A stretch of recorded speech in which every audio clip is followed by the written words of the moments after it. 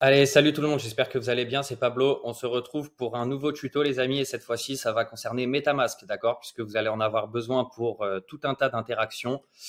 Déjà pour la DeFi, les NFT, etc. si c'est quelque chose qui vous intéresse, mais aussi pour participer au Launchpad Q42 les amis. Donc vraiment pour ceux qui ne sont pas familiarisés avec la DeFi et les portefeuilles décentralisés comme MetaMask, écoutez bien puisque ça pourrait vraiment vous servir. D'accord. Alors déjà, vous allez devoir télécharger MetaMask sur votre moteur de recherche préféré. Moi, en l'occurrence, j'utilise Chrome. Donc, tapez MetaMask, vous téléchargez l'extension en passant par le premier lien. Et une fois que vous avez installé l'extension, il apparaîtra ici dans la petite pièce du puzzle des extensions que vous pourrez épingler pour les avoir directement ici. D'accord? Donc, moi, j'ai déjà téléchargé MetaMask. Je pense que j'ai pas besoin de vous faire un tuto pour télécharger une extension sur votre ordinateur. Maintenant, ce qui va être intéressant à regarder, ça va être la création de portefeuille. D'accord? Donc, vous allez arriver sur MetaMask. Attendez, je vais me mettre sur un mainnet. Ethereum, peu importe. Ce qui va être intéressant, ça va être de créer son portefeuille, d'accord? Et au moment où vous allez créer votre portefeuille, vous n'allez pas rentrer le prénom, vous n'allez pas rentrer le nom de famille, vous n'allez pas rentrer l'adresse mail, de numéro de téléphone, on ne va pas vous demander votre carte d'identité, on ne va pas vous faire un scanner de la tête, etc. Par contre, on va vous donner une phrase de 12 mots aléatoire que ce sera à vous de garder très précieusement, puisque c'est à partir de ces 12 mots que vous allez pouvoir restaurer votre portefeuille dans un autre device. D'accord? Donc ça, c'est vraiment important d'être très, très, très safe par rapport à la conservation de ces mots. D'accord? Soyez intelligent.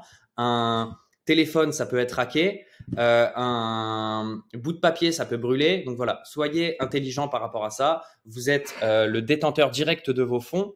Et par conséquent, il y a les précautions de sécurité qui sont liées à ça, ainsi que la responsabilité qui est liée à la conservation de ces crypto-monnaies. D'accord. Donc, une fois que vous allez avoir cette phrase de 12 mots, vous allez pouvoir avoir accès à votre portefeuille qui va être totalement vide. D'accord? Moi, vous voyez que j'ai 0,0177 Ethereum, d'accord, qui vaut actuellement 62 dollars.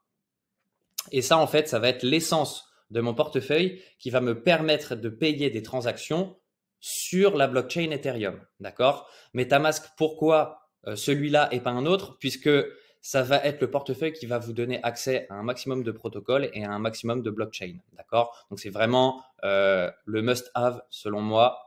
En tout cas, en portefeuille EVM. D'accord? On verra par la suite qu'il y a des portefeuilles qui sont pas EVM compatibles et qui ont par conséquent un autre format d'adresse, transition parfaite sur l'adresse publique, d'accord, qui est juste ici. Donc vous voyez la mienne, elle commence par 0x comme tous les formats d'adresse EVM et je peux la copier en un clic tout simplement. Donc cette adresse, elle changera jamais, d'accord.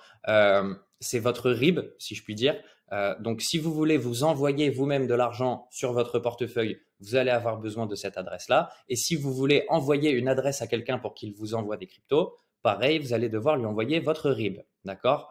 Donc, il y a deux choses très importantes à prendre en compte quand on fait un envoi de crypto-monnaie.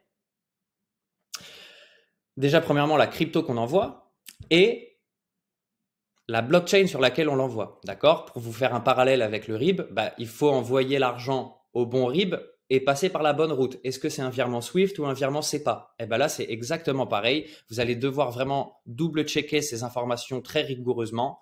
À quelle adresse est-ce que j'envoie et par quel réseau est-ce que je passe? Est-ce que je passe par Ethereum? Est-ce que je passe par la Binance Smart Chain, par la blockchain de Avax, par la blockchain Phantom, par la blockchain... Bref, il y a tout un tas d'exemples. Vous allez voir, hein, il y a tout un tas de blockchains. Moi, j'ai vraiment beaucoup de blockchains dans mon portefeuille et je les ai pas toutes. Mais voilà, pour vous donner un autre exemple, la Binance Smart Chain, c'est une blockchain qui est EVM compatible et qui marche sous le même format d'adresse que Ethereum, mais c'est pas le même gas token. C'est pas le même type d'essence qu'on met dans la voiture, d'accord? Et ce qu'il faut comprendre, c'est qu'en fonction de la blockchain sur laquelle vous allez vouloir envoyer vos fonds, vous allez obligatoirement avoir besoin d'un gas token qui va vous permettre d'interagir avec la DeFi et de signer les transactions pour qu'elles soient imbriquées dans la blockchain. D'accord? Donc, regardez bien par quelle blockchain vous voulez passer, que ce soit Ethereum, la Binance Smart Chain. Je vais vous faire un troisième exemple avec, par exemple, Avalanche. Là, vous voyez, le gas token change, c'est du AVAX. et j'ai quelques petites miettes de AVAX au cas où si j'ai besoin de faire une transaction ou deux ou trois. D'accord? Le prix des transactions n'est pas le même en fonction des blockchains. D'accord? Pour vous donner un exemple, la blockchain Ethereum, si je veux faire un swap, ça va me coûter plusieurs dizaines de dollars puisque la blockchain Ethereum est congestionnée et par conséquent, il y a une surenchère de la part des utilisateurs pour faire passer leurs transactions en priorité et ainsi les prix montent. Il y a d'autres blockchains qui sont beaucoup moins chères comme la Binance Smart Chain, comme Avalanche, Phantom, etc. On est sur une petite poignée de centimes pour signer la transaction. Donc, dans la mesure du possible, utilisez les blockchains qui sont les moins chères. Je ferai une vidéo dédiée à Q42. Mais moi, pour vous parler rapidement, pour vous donner à titre d'exemple, moi, j'avais utilisé la Binance Smart Chain pour participer au launchpad de Oxia, puisque ça m'a coûté que dalle en termes de frais. Alors que si j'étais passé par Ethereum, ça aurait peut-être coûté 15 ou 20 ou 25 ou 30 dollars, ou 40 ou 60. Ça dépend d'à quel moment on signe la transaction. Donc, passer au maximum par les blockchains qui sont les moins chères. La Binance Smart Chain, c'est très très bien. C'est la blockchain qui a été faite par Binance.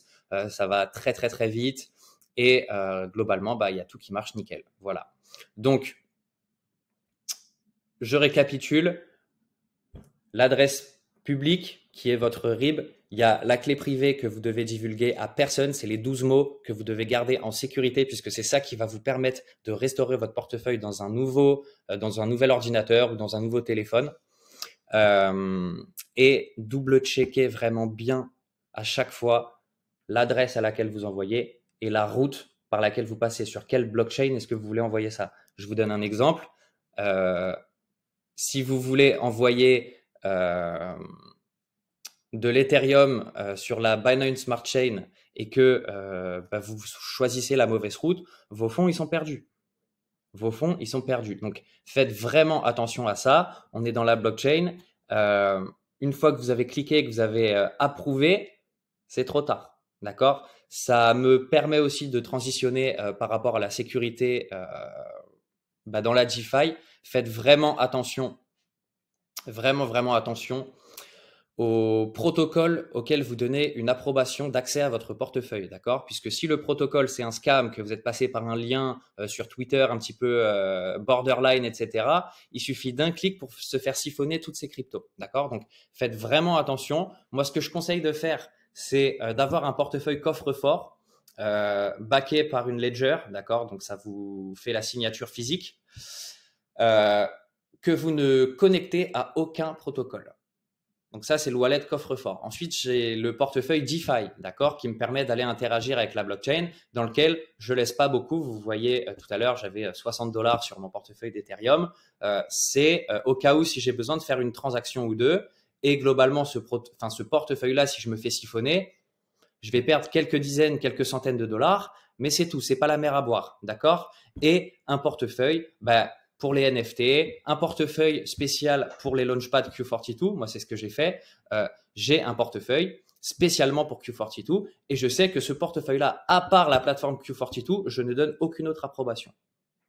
Et c'est comme ça qu'on s'assure de la sécurité dans la DeFi.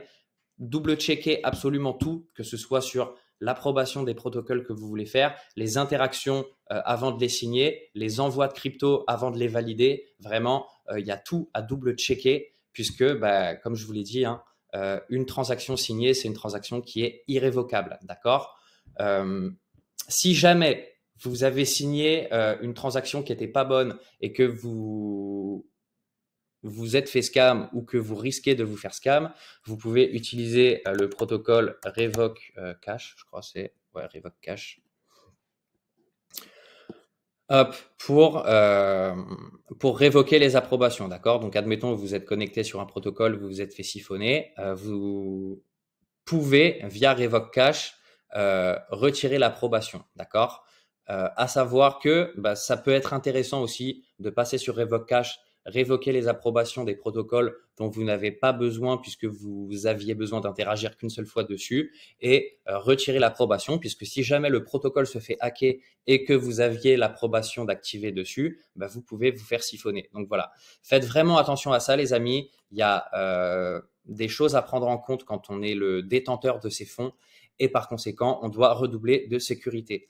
Donc voilà les amis, j'espère que cette vidéo elle vous a plu. Si vous avez des questions, n'hésitez pas en commentaire, partagez la vidéo, likez, commentez et je vous souhaite une excellente journée.